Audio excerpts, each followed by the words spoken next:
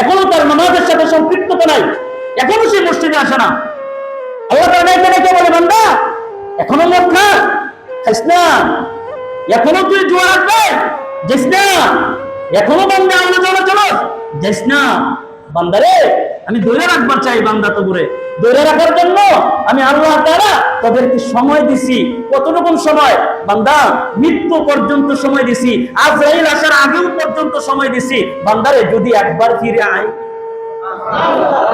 আর কত সময় দিতাম? তো প্রত্যেকটা সময় আপনি আমাকে আমার রব দিচ্ছেন, কই ডাকলেন না তো, একবার বললেন না তো ইয়া রব ইয়া রব, একটু জপলেন না তো ও আমার আল্লাহ ও আমার আল্লাহ, একবার ডাকলেন না তো?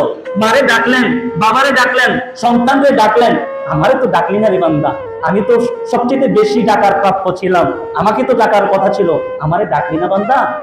করে না সময় দিলাম।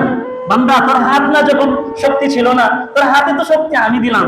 বান্দা তোর নাক দিয়া শ্বাস নিতে পারতি না, আমি তো শ্বাস নেওয়ার শক্তি দিলাম। বান্দা তুই চোখে দেখবি না, আমি না তোকে একটি চোখ দিলাম। বান্দা তুই খাইতে পারতি না, আমি না তোরে দাঁত দিলাম। হ্যাঁ বান্দা আর কি দিতাম বল না বান্দা, আর কি দিব বান্দা? ডাকলি না আমারে। 3 বেলা তোর বাড়িতে খাবার পৌঁছে দিতেছি, কত মানুষ না খায় আছে। বান্দা ভালোবাসা তোর বাড়ি পর্যন্ত 3 বেলার খানা, গরম গরম ভাত তোর বাড়িতে পৌঁছে দিতেছি। বান্দা একবার শুকরিয়া আদায় করলি না? বললি না আল্লাহ আলহামদুলিল্লাহ আলহামদুলিল্লাহ, বললি না? কি পরিবর্তন ঘটাইলেন? নামাজে তো মানুষের পরিবর্তন ঘটে, ইবাদতের মাধ্যমে মানুষের পরিবর্তন ঘটে।